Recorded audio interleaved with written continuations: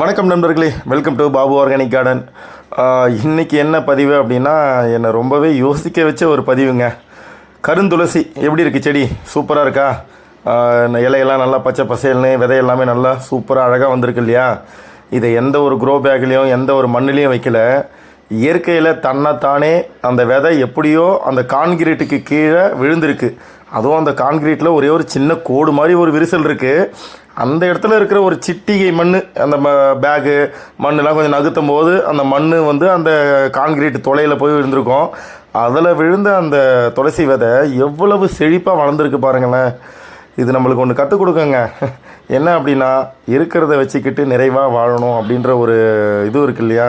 அது உண்மையிலேயே இந்த துளசி செடிக்கு ரொம்பவே பொருந்துங்க.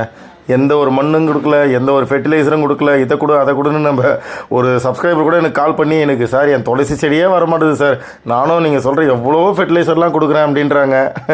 இந்த துளசி செடியை பாருங்கள், எவ்வளவு பசுமையாக தனக்கு தேவையானதை அங்கேயே எடுத்துக்கிட்டு இது வளருது. இதை பார்க்கும்போது தான் ஒன்று தெரிஞ்சுது எனக்கு. இயற்கை என்றைக்குமே அழகுதாங்க. இயற்கை தான், செயற்கை தான். சரி, இந்த துளசி செடி அந்த கான்கிரீட் எதனா டேமேஜ் பண்ண போகுது அப்படின்ற நோக்கத்தில் சரி அதை எடுக்க சொன்னாங்க நம்ம சப்ஸ்கிரைபரு. நானும் எவ்வளோ கொஞ்சம் பிடுங்கி பார்க்குறேன். ரொம்ப பலம் கொடுத்து பிடுங்கன்னா பிடுங்க முடிஞ்சிடும்.